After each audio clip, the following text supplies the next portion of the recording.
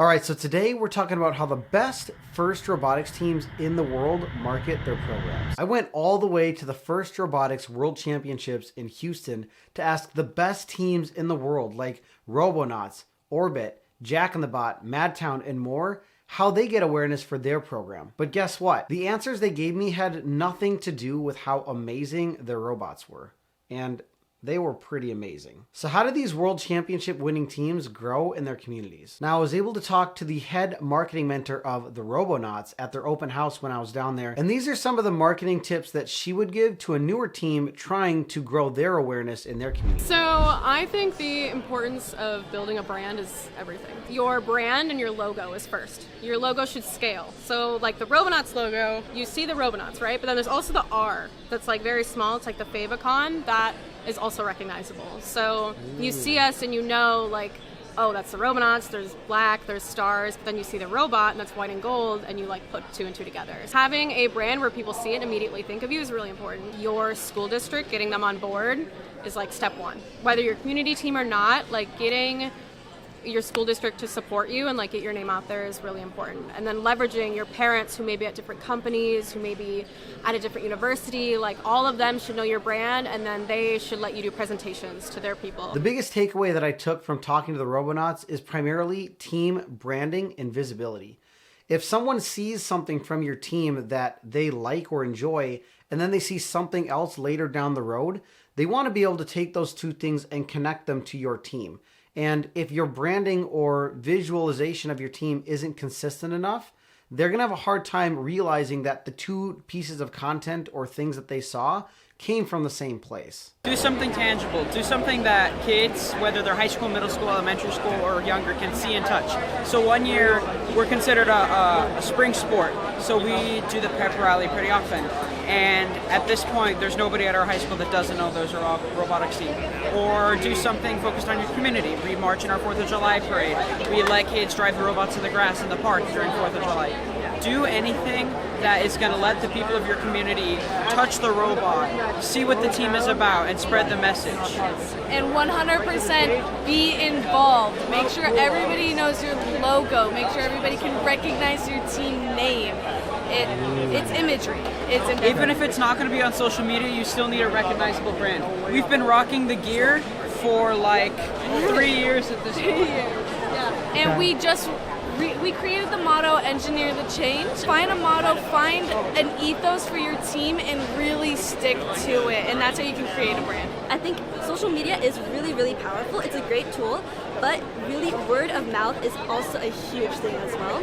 If you're not talking about robotics at your school, telling your friends about it, telling your friends to follow this account, reposting, doing whatever you can do on your own personal social media accounts, there's nothing to back up that energy, that excitement. Because, you know, social media can only go so far. Of course, social media is also really huge. So I think just looking at a lot of other teams that do social media, what kind of posts do they do? What kind of things are you interested in? I think even though there's not that many videos talking about the step-by-step, there's a lot of inspiration out there that even I, as like our media team, have like taken as well.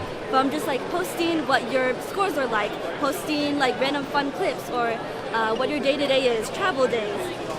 Just really engaging things that show other sides of robotics that maybe other teams don't show. Talking about your robotics team on a regular cadence and not being shy or feeling awkward about the things that you're doing at practice goes a really long way to getting more awareness about your program, because people just hear you talking about it all the time. Also, of course, utilizing social media on different platforms like Instagram or TikTok, Facebook, and especially YouTube. Even if you're not trying to grow your YouTube channel for your team, YouTube is a great place to house a lot of video content that you can then put in emails or show to sponsors at open houses, and that will give them a really good visualization of what your team does on a regular basis and kind of giving them some behind the scenes of what FIRST Robotics is really all about. Now, if social media marketing is something that your team struggles with, I have videos on my channel that you can go check out, especially this one right here, where I'll talk about all of the things and steps that you should take to create a consistent social media schedule for your team.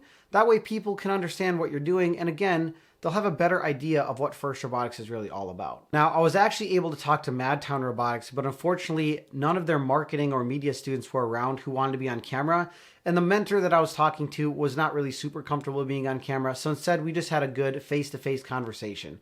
So one of the big things that Madtown Robotics brought up about how they get more awareness for their program in their community is they have a fair that happens over 4 days that they go to every single year. And it gives a lot of visibility to what their program does and their robot, because people are there walking around eating food. They see this robot and they come by and they go, wow, this is really cool. What is it you guys do? So don't skimp on the in-person demonstrations for robotics. This could be going to elementary schools or going to classrooms or doing presentations for your high school, maybe at Pep Fest. But also try to find some kind of bigger fair or activity that you can be a part of where businesses will be there, people from your community, other parents, maybe they don't have students on the team, and other students, of course, that are at that fair or event that aren't in robotics. It will draw interest and, again, give some visibility about what your program does and could lead to some sponsorships or better recruitment. A tip I would give is to get to the younger generation in your town or community. Show them technology, show them your robot. You can activate them with maybe camps or activities, Lego, whatever, just so they'll get interested and their love for technology will grow. If they love technology and if they know your team, their parents, their family will get to know you, and like from that it only grows, and people will get connected to you, and like just like a sports team, they will appreciate you and follow your journey. I want to touch on this point that Orbit brought up because I actually heard this from a lot of teams that have been around for a long time that have grown their student recruitment pipeline over years.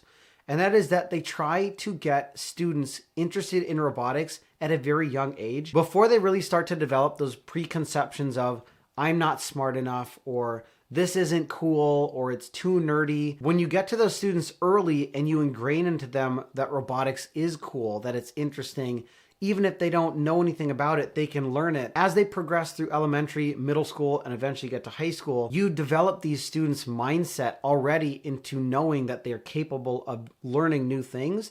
And that's going to grow your pipeline so that over time, maybe your high school team struggles to get 10, 12 students every year, but you'll be able to get 15, 20, maybe someday even having a robotics team with 50 plus students, as some of these bigger teams have every single year. Now, this is something I'm actually looking into doing personally in my own hometown. My high school's robotics team hasn't been active since 2021, but I'm actually looking at starting a FIRST LEGO League team first. That way I can get elementary students interested, maybe grow them up into FTC at middle school, and then get the high school team growing.